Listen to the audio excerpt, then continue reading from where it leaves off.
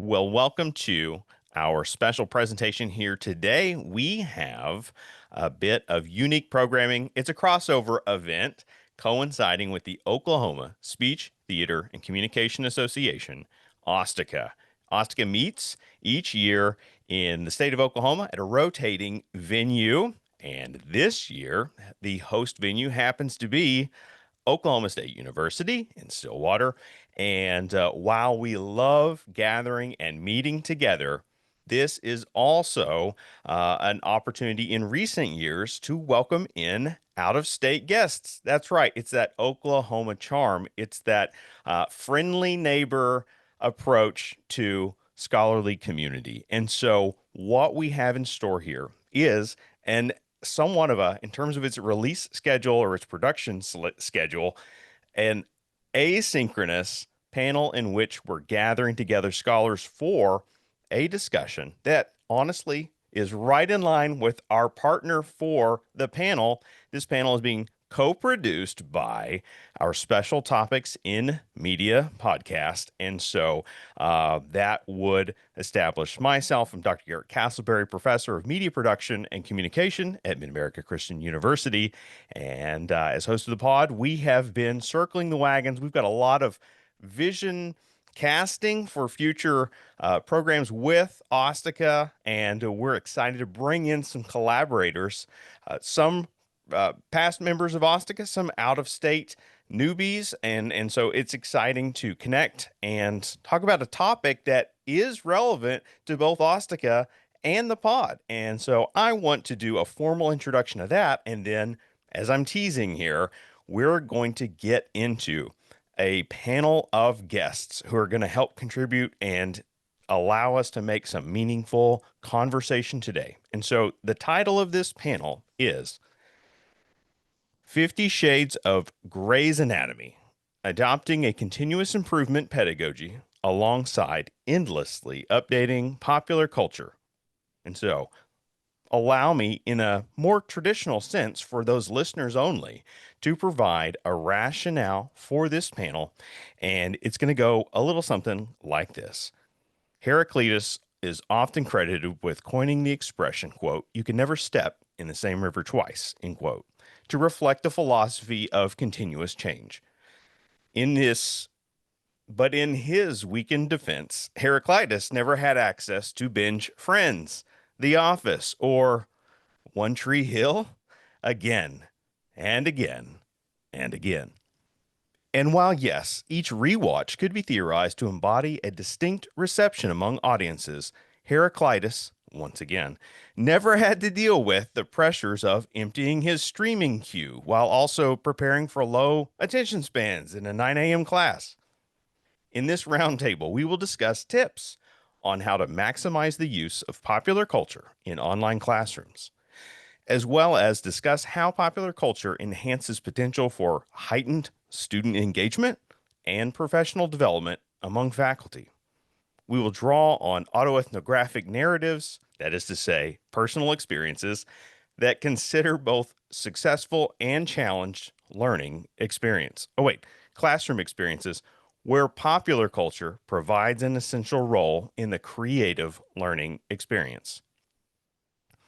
Lastly, the roundtable will discuss new and continuing best practices for inserting pop culture strategies into online educational learning environments. With the river of popular entertainment ever flowing, we collaborate to suggest old and new ways to continuously improve teaching practices through the infinite deployment of pop culture pedagogy. Will allow me to introduce my colleagues for this conversation. And what I'm going to do is I actually want to set up our first talking point. We're on a timetable here, folks, and we want to make sure we're fitting both within the confines of the conference while also the schedules that we are gathering together across numerous time zones.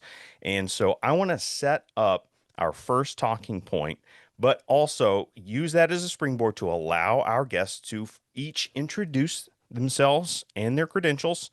And so let's start by going around and sharing where we integrate popular culture in the classroom. So perhaps a baseline example that you use it. And for diversification purposes, let's aim to speak to different pop culture artifacts or mass mediums that connect in the classroom.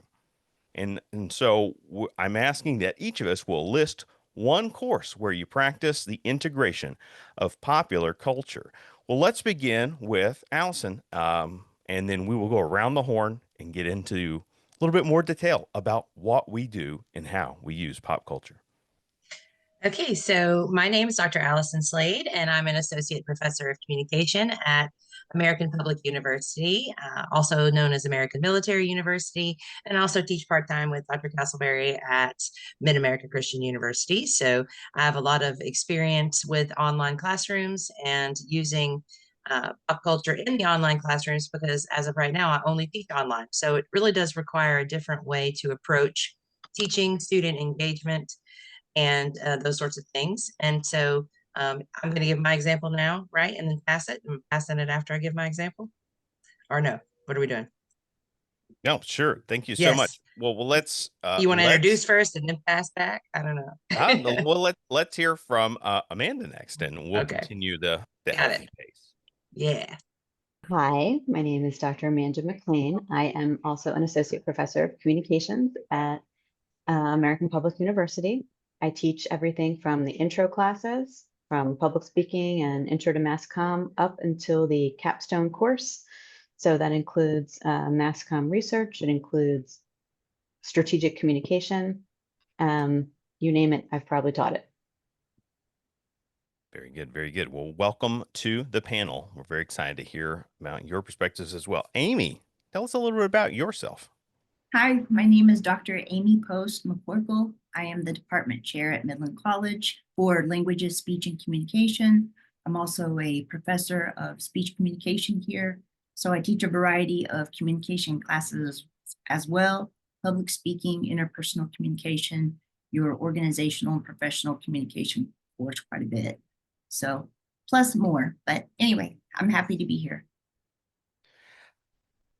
Amanda, do you want to be able to maybe share a brief word about our asynchronous colleague that we may hear from in a little bit? Yes, Dr. Jessica Samons is also in our Department of Communications.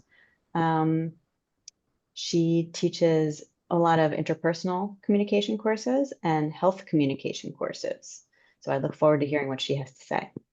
Thank you so much. Again, Garret Castleberry, and as professor of media production and communication here at MACU, we have the opportunity to develop courses at pointing in just about every direction we can imagine. We have those traditional on-ground classes, of which, fortunately, in a good way, in the best way possible, my teaching schedule has continued to accelerate upward in that trajectory, but we have a full online program as well. Where students can take accelerated courses. Some of our accelerated courses run as fast as 5 weeks, and those are 5 weeks highly accredited by HLC, by the way. But we also have, on occasion, those 8-week classes that I think a lot of people are familiar with, including our colleagues here today. And we even have some 6-week graduate courses that tie into our COM graduate emphasis that students can partner with either their MBA degree or the Masters of Leadership. And we're certainly in the business of seeking exciting partnerships like that. And I think that synergy bodes well for our discipline, and it's a natural fit for the kinds of topics that we cover. Well, whether it's in the classroom or outside the classroom, I do enjoy teaching across the mass media spectrum. And but in particular, I do appreciate opportunities to engage in film when it works within the spirit of the course. Podcasting is something that we have stressed more and more in recent years, and there really is a number of topics, and I think there's a particular course I think that I'll demonstrate through in a little bit. But that is a little bit of an intro on out from our panelists, and so let's both build off of those initial engagements and then move into this second area of conversation today. And so what we want to do is perform a comparison and contrast between the pop culture references, excuse me, the pop culture preferences of traditional versus returning adult student demographics. And so, what we mean by this prompt is that we recognize we're very much a part of a transitional period right now where older generations have close associations to certain kinds of media, whereas younger generations are quickly moving off of those famed or favored popular culture artifacts. So for us that have been teaching a little bit, maybe been in the seat a couple of years, that can pose challenges to our ability to connect with students, right? To find those places of commonality. And so, what I want to do with us next is have each of you maybe speak to, or a couple of you speak to, how we are running into traditional versus, say, those returning adult student demographics. Allison, would you like to comment on that first? Sure. Yes. So for me, I really think it comes down to a question of how you balance it to make it relevant to both generations. So in the online classroom, I teach mostly adult learners, but also I have the occasional young student as well. And so an example today that just struck me today, I was speaking with an older friend and he was talking about a knee replacement. He's like, I'm the bionic man. And I was like, no, that's Lee Majors. And that was really funny to me and to said older friend. But I don't know if I used a bionic man reference in a classroom full of 18 to 22-year-olds that they would have thought it was hilariously funny like I did. Wah, wah, wah, wah, And wah, wah. right. And I also want to say that I'm not even old enough, like bionic man was really kind of before my time as well. But because I study television and pop culture, I know who the bionic man is. And my friend is elderly, almost 70. So yeah, he definitely knew. So I think that we have to first consider how we have to find that balance because, you know, we have older generations who may not be aware of even how to use TikTok or understand influencers. And I'm not saying that the older generation's not smart. I'm just saying that that may not be something that they prefer to involve themselves in. Whereas the younger people are always on their phone.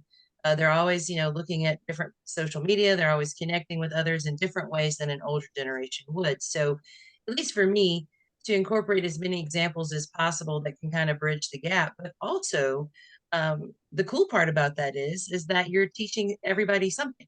So the older generation perhaps is learning more about how a different social media app works or social or influencers work or learning names of people. Like I remember one time, Garrett, you sent me a list of people that we should think about in a class, and I was like, I don't know who these people are, because I don't follow the TikTok influencers. But so it also gives the younger generation a chance to learn things new. So in the television history class that we teach at MacU, students are picking, things to write about for a genre analysis that are shows that they probably have never been exposed to if they are younger, such as Leave It to Beaver or the Bob Newhart Show, which immediately makes me think of, this is my brother, I'm Larry, and this is my brother Daryl, my other brother Daryl, even though that was the second reiteration of Bob Newhart. Newhart. Yeah, Bob Newhart, right. I was So binge watching some Newhart last winter, as a matter of fact. right. So I just think for me, when you decide what artifacts that you're putting in class, I mean, of course, we don't always know the demographic of our students, but I can make an assumption at APUS that our students are going to be older because they're serving in the military or they're veterans. And so, but I still have to think about, how to make that balance. So that's my 2 cents on how we need to have maybe a balance or bridge, but everyone gets to learn, which makes it cool. Because pop culture to me is universal. I think one of the benefits to the course, I think there's a course you've referenced at least once, is media and television history class. I had a chance just to reapproach the way I taught it last fall, and that was a full semester in person experience. It was quite the challenge, but it was quite rewarding at the same time. But when we teach it online, we can expect a wider student demographic, and Yes. I think that I want to get to values as just an interjection here. The value of that is that you can allow greater space maybe for them to select or screen an artifact that is closer to home, or maybe even introducing something new. Something you can maybe keep in mind.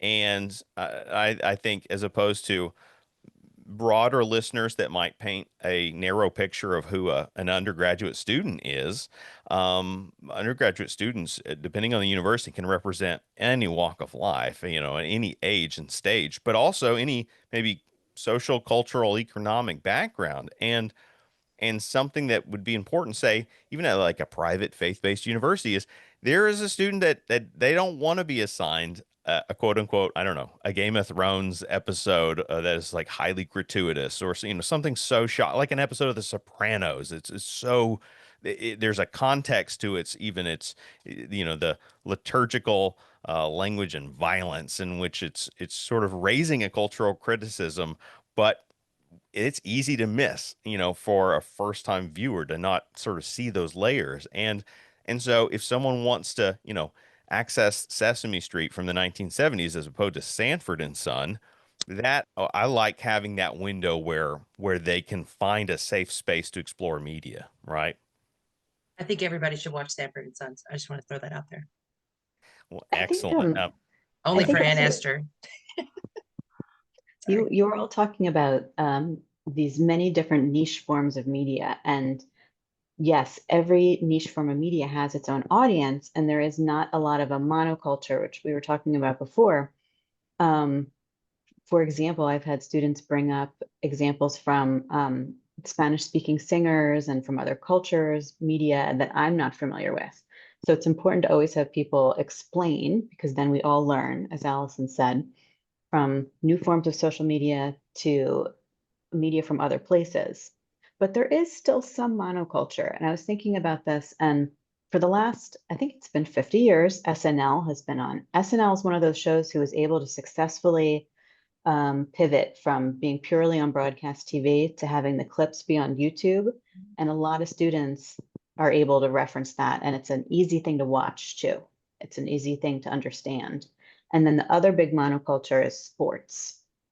I live outside of Philadelphia. Eagles, very, very popular, as you can imagine.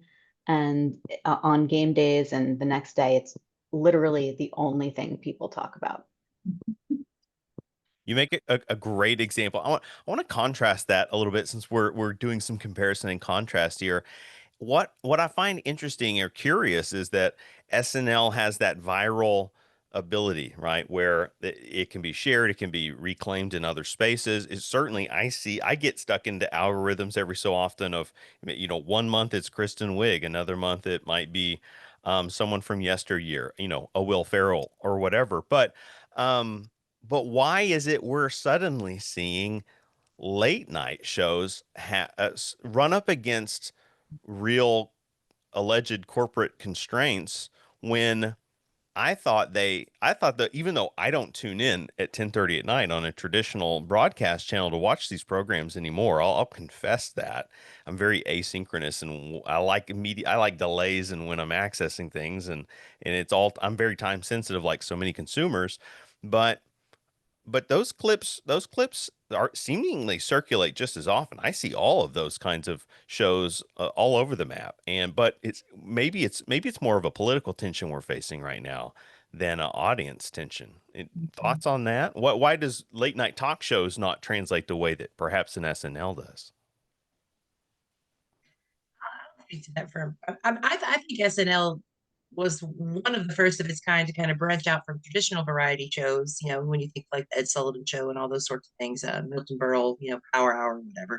But SNL was kind of on the cutting edge of comedy and those sorts of things in 1975, to the point where some of the cutting edge of comedy that I personally still find hilarious from the late 70s can't really be shown on television ever again. I mean, we can't use them ever again because they cross lines that people today would not appreciate. However, some of us still do appreciate them. I'm not saying I'm a terrible person. I'm just saying that I'm old enough to appreciate the humor that was trying to happen in 1978. That being said, SNL has this great formula, but that's why I think they continue to resonate with their audience, because they do bring in, I mean, they've always poked fun at political figures, right? Like their skits in the 70s of, Gerald Ford always falling down. That was part of the shtick, right? The Ford always made fun of Gerald Ford. And so, but same thing as they transitioned, decade after decade, just making fun of Sarah Palin or making fun of, George Bush, 1,000 points of light, whatever. I mean, it's just a consistent thing. So I think they understand their audience. And I think it has staying power. And I think they're one of the ones who can get away with politics. But then I think the other late night shows have more of a niche audience. You know what I mean? Like either you like Jimmy Fallon or you don't. Either you like, oh, what's the other guy's name? See, I don't like him. He used to do the show with the girls on trampolines. What's his name? Jimmy Kimmel. Jimmy Yes, Kimmel. I don't like Jimmy Kimmel, so I don't watch Jimmy Kimmel. But Jimmy Kimmel has a great following, right? He has an audience. He understands his audience. He understands his demographic, and so I think that SNL might appeal to a wider base, maybe. I mean, correct me if I'm wrong, but like then the other late night shows have a more of a niche audience, and then but they have to walk a fine line, right? Because when big things happen or things happen that are scary or devastating or whatever, you run the risk of alienating your baseline. And then what do you do?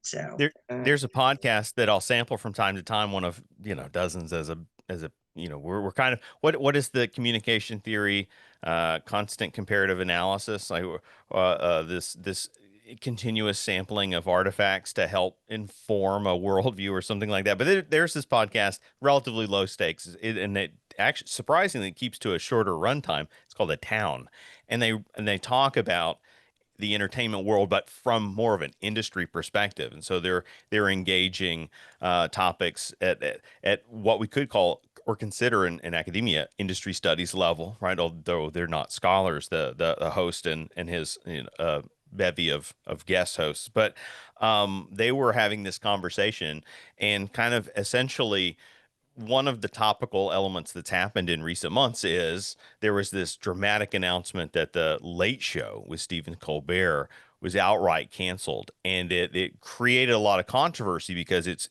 intimately connected, allegedly, to their corporate parents' ability versus inability to merge, right? So we're talking about giant monopolies and media conglomerates and buyouts that require governmental permission, right? And now we've entered this, in highly conversible era of a sense of at least a perception in the public discourse that perhaps political figures are directly influencing these large corporate mergers in different ways and that kind of thing. And so it was they've allowed the narrative to exist that the cancellation of this could be tied to that.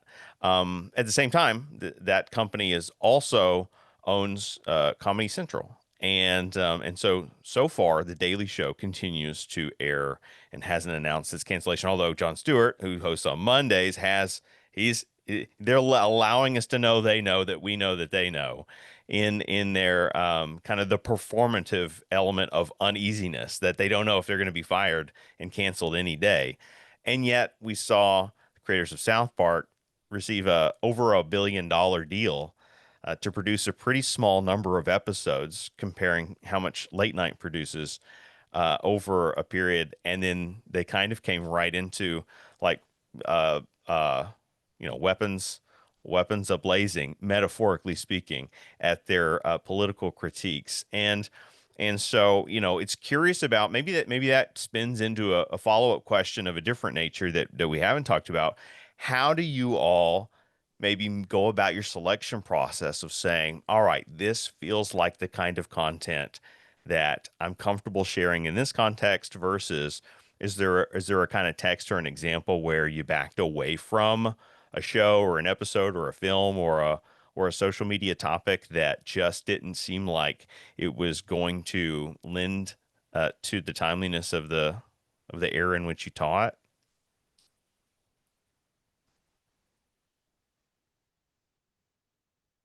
That's good. I mean, I immediately thought today, in light of the events of yesterday, Yeah. um, and I saw that a university professor our dean was fired today over comments made about the Charlie Kirk assassination. And I immediately thought, I'm going to use that in my class that I teach about people getting fired for what they post on social media. I, Hmm. I Hmm. mean, that was my immediate response, was that I could Yeah. use that. But then your wheels start turning, and you're like, well, I don't know if I want to use that in class because it is controversial and people have a very heated opinion one way or the other over the events of yesterday. And so, for me, 20 years ago, I think I would have posted a lot more than I would post today. Mm-hmm. But that's my opinion, because I just feel like I don't want to lose my job. So I do a lot of the whole note, this disclaimer, this is not necessarily my opinion. I would like you to look at this from a different lens, or, but I feel like I do a lot of that in class because, you don't want to offend student. I don't want to lose my job, even though I'm just trying to show them how to be a critical thinker about a media situation. So again, it's a delicate balance. I don't know. What do you guys think, Amy? What do you I think? think you did the right thing with that as far as not talking about it in class. I mean, it's a great example to use. I mean, wow, and look at the timing, but in today's world, because you're still continuing the conversation that's still related to the school, then you lose your job. I mean, it's a very thin line that we walk. This I won't talk. semester, oh, I'm I sorry. won't talk about politics in the classroom at all because I am afraid I will come off biased a certain way, and I don't want any student to be complaining about that. I can respect that greatly. And I honestly feel like, at least in a live setting where I'm sharing, I have to spend as much time carving out an enormous sense of cultural context and establish an aim toward objectivity and at least and at least an aim to a recognition of personal bias and aspirations toward objectivity despite that almost every time. And, it takes a long time to pull out some examples to kind of make some sense of things. We were running a media production techniques course this semester. It's in progress. In fact, students from that course are going to be joining us at OSTCA, and I hope that they'll be out there practicing with some of the equipment, maybe getting some sound bites that can tie into even this conversation as we hope to create a thread of OSTCA spotlights for our special topics podcast. But I was the theme of the week was utilizing some of the symbolic language of the American film Western to relay how it can tackle topics and create a commentary, but it must rely on shorthand. And sometimes, in some ways, the shorthand is achieved through stylized violence, right? The Western is ripe with that throughout its genre. And we had this really long setup to simply say, because it's likely many of those students that is outside their purview, and right, so to encounter maybe clips from a Western not only outside the context of the full film but outside of a context of the genre and what it represents could send the wrong signals. And so I spent more time than the clip for sure, to set up an understanding that when we screen these things, these are not advocating the use of violence to solve problems. These are not advocating. We had to unpack. This is our keyword of the day yesterday: mythic language. That these artifacts are mythic in how they build worlds, but also how they tell stories. But just because it's a Western using mythic language, that doesn't mean that we don't use mythic language to build ideas in the real world, in our political realities. And so, Allison. Question for everybody on the panel about that is like a follow-up. So do you think that the university at which you teach also provides a context for that? Are there universities that you have taught at, you don't have to name names or whatever, but like, do you like places that you would feel safer showing a certain clip that you wouldn't feel safer at others? For example, I mean, I can speak to that because I teach at MACU as well as AMU. I'm more cautious at MACU because it is a private faith-based university. So I try to always have a disclaimer. If I'm trying to make them watch, in media law, and we talk about George Carlin's 7 dirty words, then, in the cases that go along with that, with the First Amendment, then I'm always very clear about this is going to be perhaps offensive. But I still want them to watch the clip. Right. So are there universities or different contexts that lend itself to choose artifacts differently? I think so. I think that's a perfectly logical choice, and that Amy had echoed as much before. And I think the landscape is adjusting in higher ed. And if you're in higher ed for the long haul, by the way, this is purely opinion here, and certainly not opinion of my university, although many around here reflect these same thoughts that I'm about to share. We're in a season of change, and that requires some malleability. Like that, we sometimes need to be nimble as opposed to digging our heels in, so to speak. And even listening to the way that interpretations of quote unquote free speech get circulated these days, we need to be maybe more nimble than ever, and certainly sensitive to those situations. Well, before we get too far along and lose maybe some of our members of the panel, I want to shift gears to talk about how I want to talk about some. Hang on a second. I'm gonna set that back up. Can I go ahead and add something real quick? Yes. This, I mean, this is just a thought just to think about that. But, you know, so I myself, I didn't say this earlier, but I also adjunct with Garret at Mid-America Christian University. And so, of course, you're more cautious. And then the most definitely I adapt. The overriding function of communication is one's adaptation to their environment. Here at Midland College and at other schools that I've taught at, there's several times I want to show clips, and sometimes those clips, they're good educational resources, but they might have a cuss word or two. And I'll tell the audience, you know, ahead of time, hey, it's gonna have a cuss word, but okay, you guys are adults, you know. But of course I wouldn't do that at MacU. But at Midland College, it's like, okay, still there are some things where this is still a good example. Crazy that you're talking about the fine line thing though. This year they actually at the beginning of the semester, I don't know if it's like because Texas laws have changed and everything, they actually recommended to faculty that we get insurance with Texas Community College Teachers Association, like that liability insurance, like just to make sure you're covered no matter what. Because I guess there's been some incidents where a teacher showed a video that had a cuss word in it, and then boom, the parents sue, the parents got upset, and then they sue. Anyway, I won't take it into a different direction, but it's kind of getting scary. Might just be state of Texas.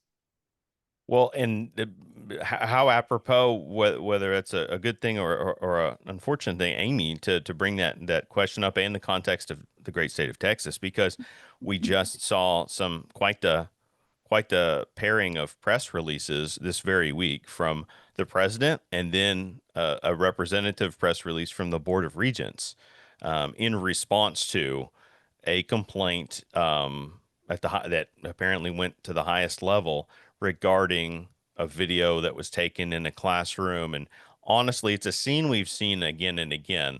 And if you understand how to study communication somewhat, that the exchange is taken at least partially out of context. And the problem with viral media and the problem with gotcha clips is it's it's raison d'etre, right? Its purpose is to frame something um, to maximize virality. Well, to maximize is to lean into the old yellow journalism rule of sensationalism, right? Nothing's going viral for being boring.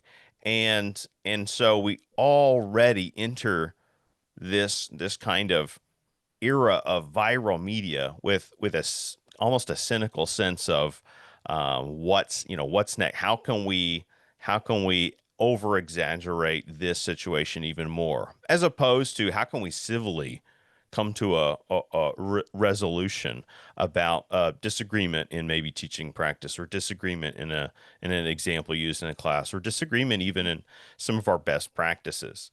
And perhaps that's a way to maybe talk about best practices or teaching tips. And um, uh, for you all that do work with popular culture in the classroom, what could be some teaching tips that could expand beyond just being cautious, as you've shared already?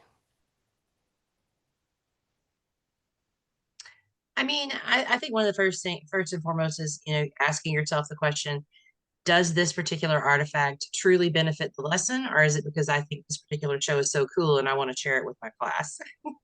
Right.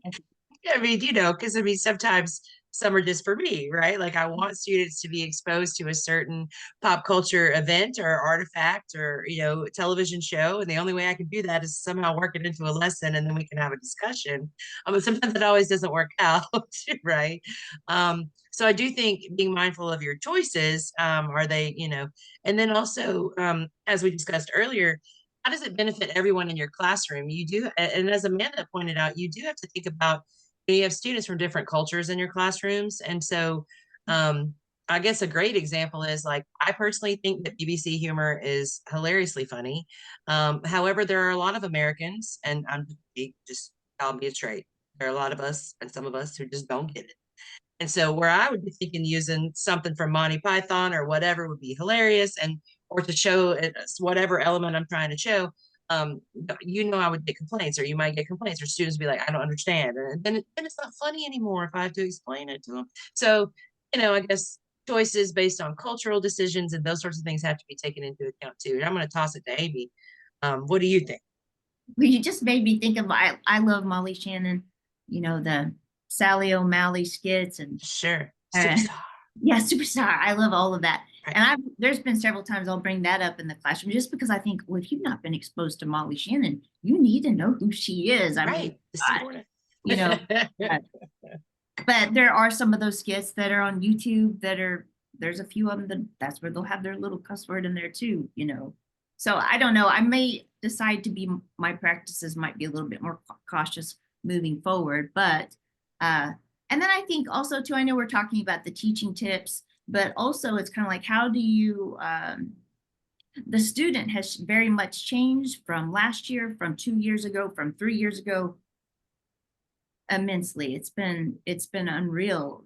So let's talk about their attention span. So keeping their attention in class, now they say that the average person's attention span is about 8 seconds.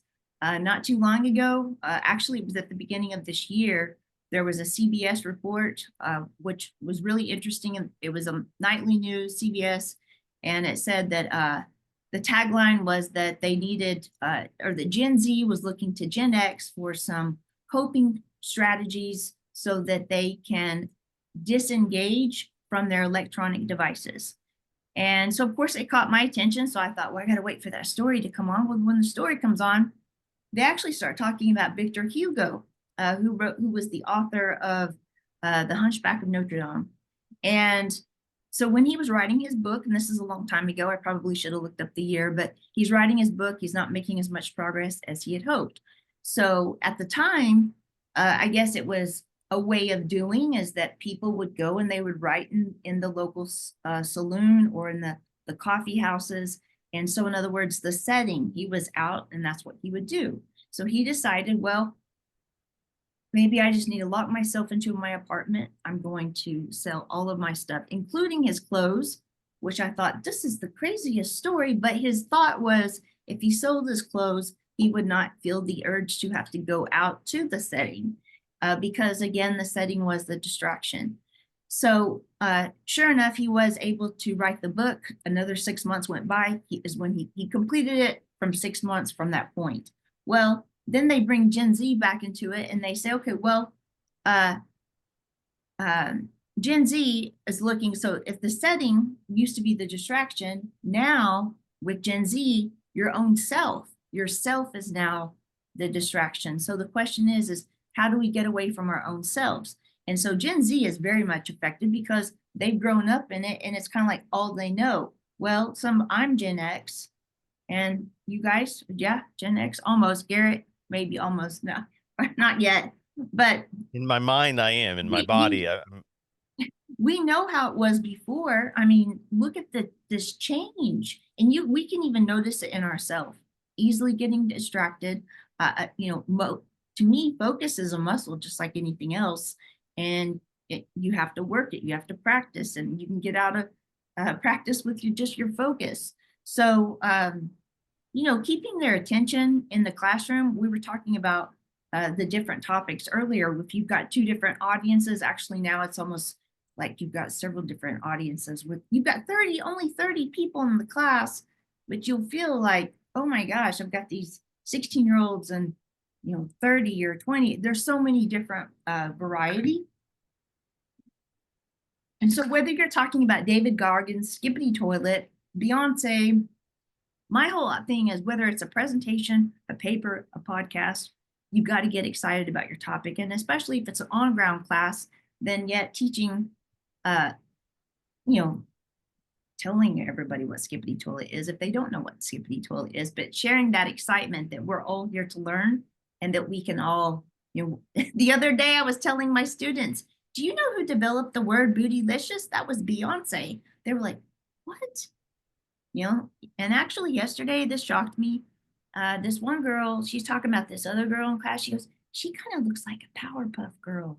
And she goes, the other girl goes, Bubbles. And I kind of overheard it and I go, yeah, we should tell her it's a compliment.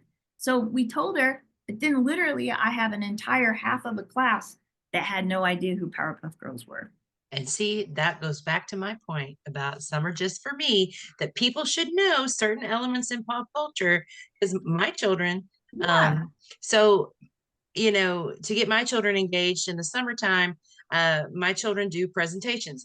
This makes me sound like such a nerdy parent, but they choose a pop culture topic. And so like one summer it was, older cartoons. And so like from a hat, they pull out names of cartoons. So some of my children got like, one child got George of the Jungle and one child got Super Chicken and one child got, things that are even older than me. And they have to make a little Google slide presentation. It keeps their skills up. They also like learning about history and pop culture, and so they get there and talk about these shows. And so, my one son wears a Hong Kong Phooey shirt to school, which I realize is not appropriate, but that show's funny. So whatever. But like everybody's like, what's that? And he's like, well, I don't know if you should go watch it. You should probably ask your parents. I was like, that was really your response. I was like, okay, well, at least I'm doing something right. But they just send them forth to watch a show that is no longer politically correct. But he also has a George of the Jungle shirt. And he's like, I told him they could go look at that one. And I was like, I agree. I think that one's safe. But my whole point of that is that it's the same kind of choices in the classroom, like we were saying, right? Like some of them are not going to know who George the Jungle is, or Super Chicken. Super Chicken is hilarious if you haven't seen that from the late 50s. My oldest son even tells the story about how he made a reference to Quick Draw McGraw, and nobody standing around him got it. And he goes, "These people can't be my friends because they don't know who Quick Draw McGraw is." No, yeah. So I get it, but we have to think about how the classroom has changed, and the students have changed. And that is something to consider, of course, and that would be a very much a communicative thing for us to do as not only instructors, but remembering back as communication scholars that analyzing your audience and understanding your audience is key to being able to make impact with that message. Well, speaking of, we have a special message, and it's on this teaching tips topic that we've been discussing in the latter part of our session today. And this would be apropos time to queue up our asynchronous guest, Dr. Salmons, and let's hear from her on this topic. Hi, everybody. My name is Dr. Jessica Salmons, and I was hoping I would be able to be with you all today, but unfortunately, it didn't work out my schedule. Instead, I wanted to make sure that I still gave a few thoughts and ideas to reflect on this topic because it is such an important one to continue talking about. For me, I find that the course that I use pop culture the most is actually my intercultural communication course. And it's fun because we get to look at pop culture from a much bigger, diverse perspective, and we get to look at pop culture across the world. So it definitely brings in a lot of really great talking points, and it also gives us a chance to think about how cultural values, norms, etc., are all going to be represented in all of the different types of media that we work through. But one of the biggest ways that I personally bring in pop culture is through my love of Formula One. And one of the things that I always share with my students right away is that my partner and I, every race, because we are diligent in watching them, we research and make food from whatever that culture is. And so, for example, the last one was in Italy. And so we had 3 days of Italian cooking. We researched breakfast, lunch, dinners, street snacks, things like that. And part of that also came with learning a little bit about the culture that was even bigger. We learned about some of the different types and styles of eating. We talked about what is common in the diet. And it also gave us some rich history of that area to really be able to learn more about it. And I find that students oftentimes really connect with this. In fact, it's when I talk about this the first time, it ends up being one of the discussion posts that I get the most feedback on. So that's always really exciting. And I find that even if students aren't fans of Formula One, they probably watch a sport or have a connection out to it somehow, maybe even through the Netflix documentary. And so one of the reasons why I really like this example and where I think we can all learn from it is that my conversations around Formula One, while I don't really get into the actual sport of it, I talk about the cultural aspect. It also then allows students to feel included and to bring in their own examples of, wow, so while they don't watch the same sport as I do, I have them to be fans of other aspects. Maybe they're soccer fans, football fans. And so then they're able to talk about the cultural experience with that. Perhaps they are fans of K-pop. And so they're able to talk about cultural aspects that are known with the concerts and things like that. And so one of the biggest things that I have found for me as a teaching tip for using pop culture is that you really need to make sure that it's inclusive versus exclusive as you're trying to put these ideas together. Even something as simple as throwing out a television show, students might not be able to connect with it. And then therefore, if we don't give them alternatives or we don't give them a bigger perspective on it, then they're not able to participate that and could feel like they're not as much part of the class or that they don't have anything that they contribute to that discussion. And so one of the things that I always use with Formula One is that, again, maybe they're involved in a sport or something else that is kind of big culturally from an international perspective. And so they can talk about, the documentaries, they can talk about the shows. I'll have students that will bring in football and Taylor Swift will come up. And so then that gives a whole new group something that they can participate in. And so it's just trying to find ways to incorporate those pieces to notice what they're doing. I think one of the biggest things, though, that comes out of this is that anytime that I'm using these examples, I want to make sure that I'm checking for bias. And so, especially as I'm bringing in examples that are demonstrating culture, it's important to make sure that they are not introducing bias. And if they are, that I'm able to address that and be able to make sense of it. So I find that as the teacher of these courses, it's really important for me to go beyond the pop culture artifact and really make sure that I have a full understanding of its impact on the society that it is being shown in. I oftentimes use the example of the Top Gun, the most recent one that came out with Tom Cruise. And one of the things that was so important in the original movie was that his jacket that he wears, you probably know the one I'm talking about, it has a Taiwan flag on it. When this movie was the newest one just came out and they knew that China was going to be one of their big markets, they actually changed the jacket and took away the Taiwanese flag. There's conflict between the two countries right now. So that it would be able to be shown within that market. And so I think it's really important if we're going to be using these examples that we are working to introduce some of those aspects and to make sure that we are aware of any sort of bias or even incorrect showing of the culture that may be happening from those artifacts that we're using. Thanks.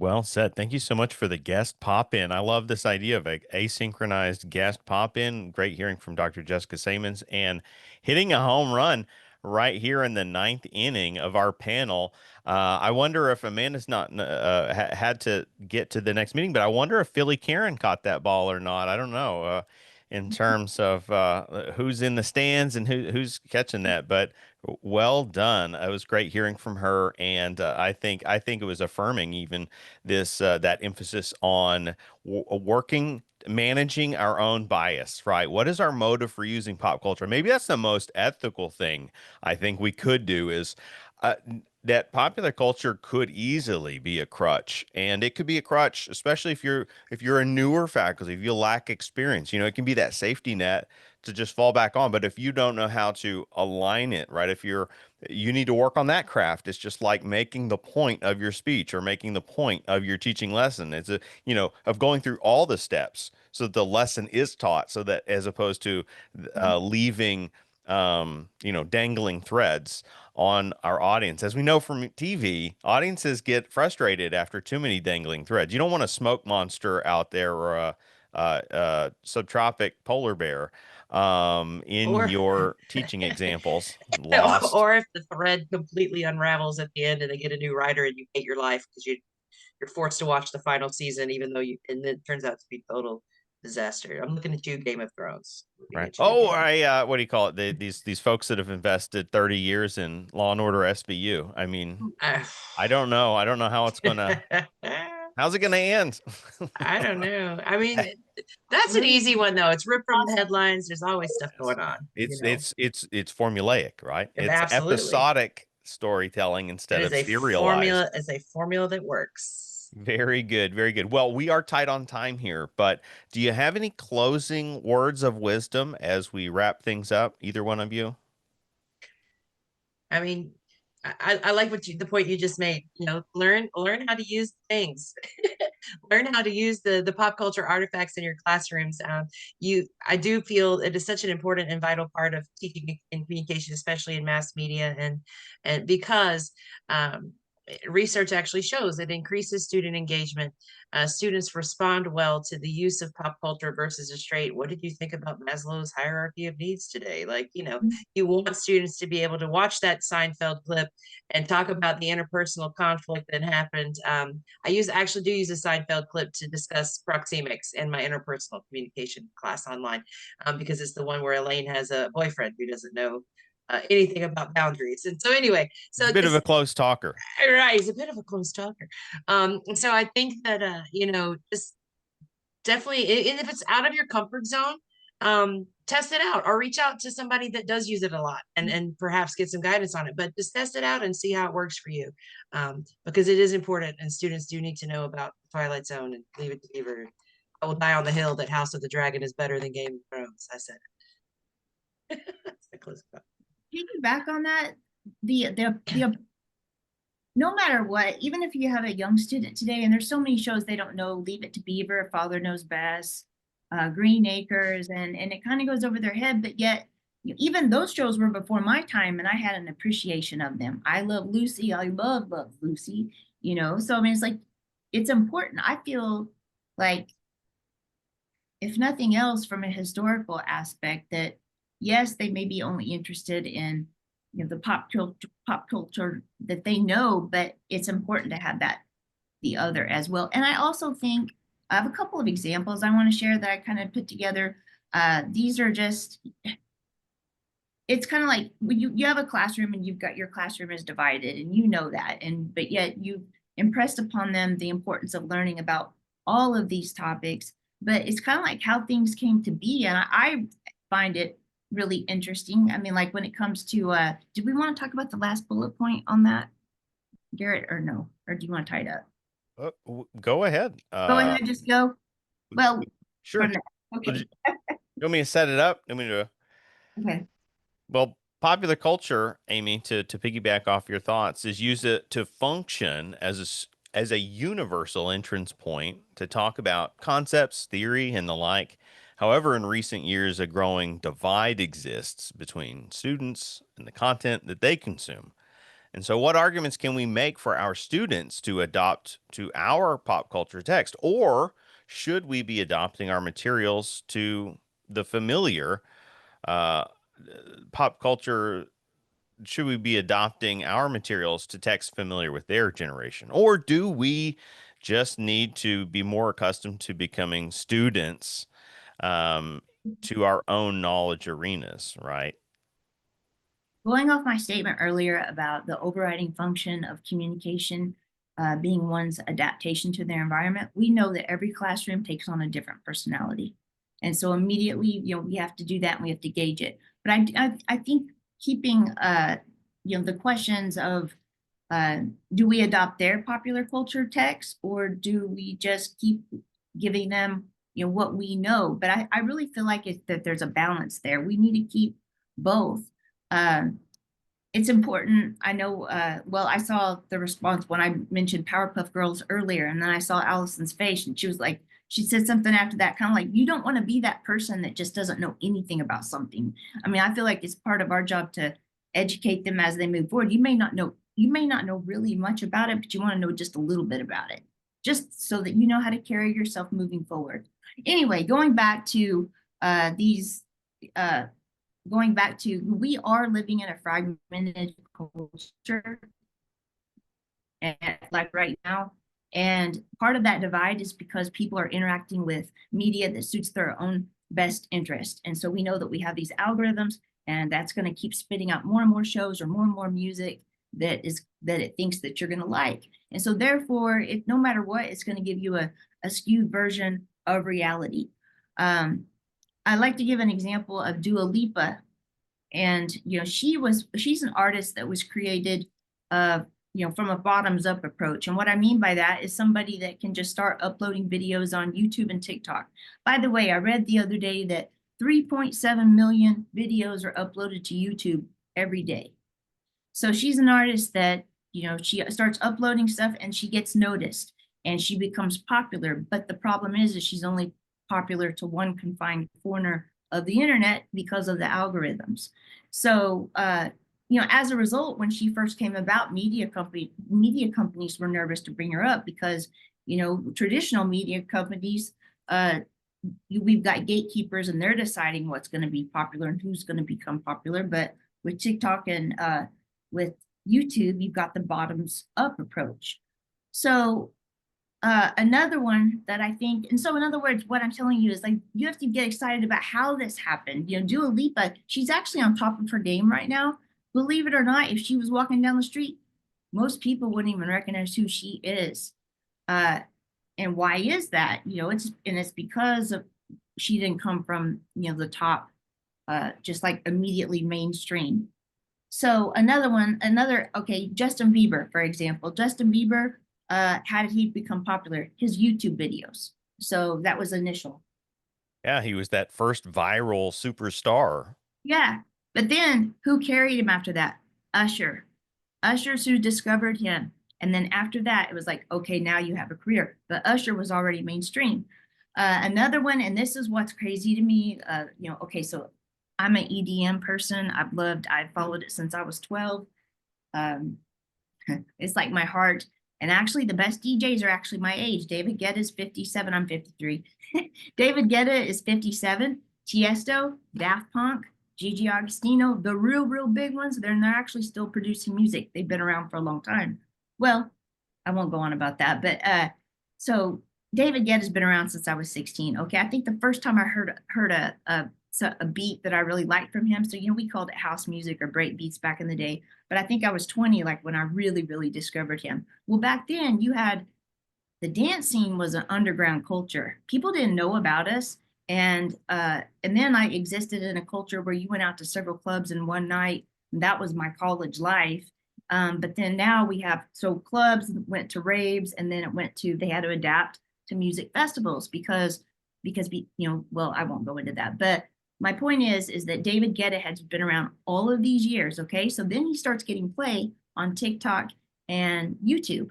And so then people are like, oh my gosh, I love that. It was just little parts of the remixes that he had made. Wasn't even like the whole song or anything.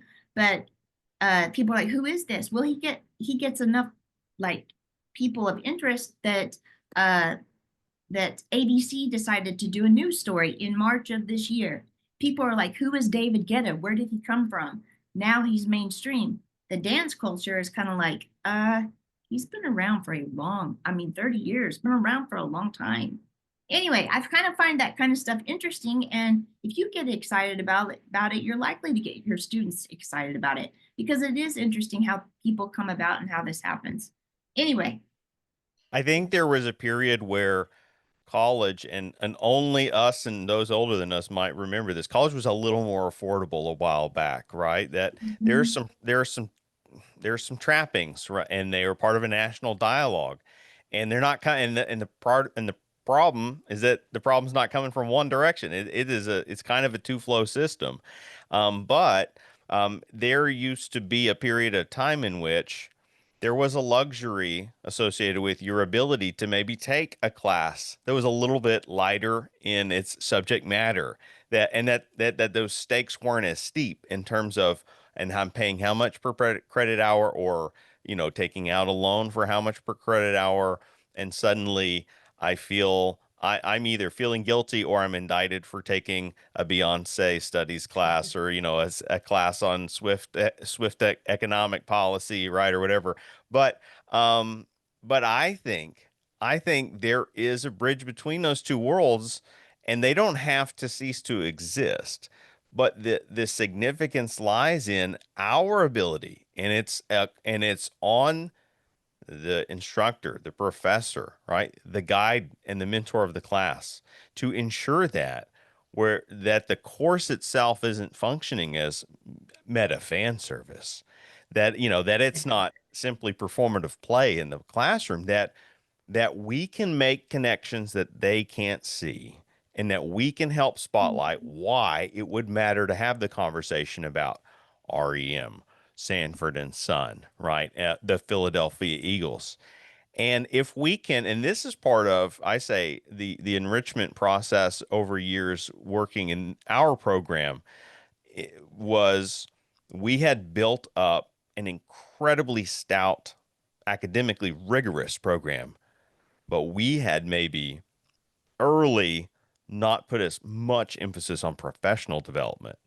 But for many years now, we have sought to balance that. And that's not the claim that the R1 universities can make. They have an alpha obligation priority, and that's the doctrine in which many of them, it's what they know, and it's what they must teach. But I think for privates, I think for state colleges, and to a lesser extent, in a different kind of way, community colleges also. But I do think there is the majority, in other words, of institutes, albeit smaller ones.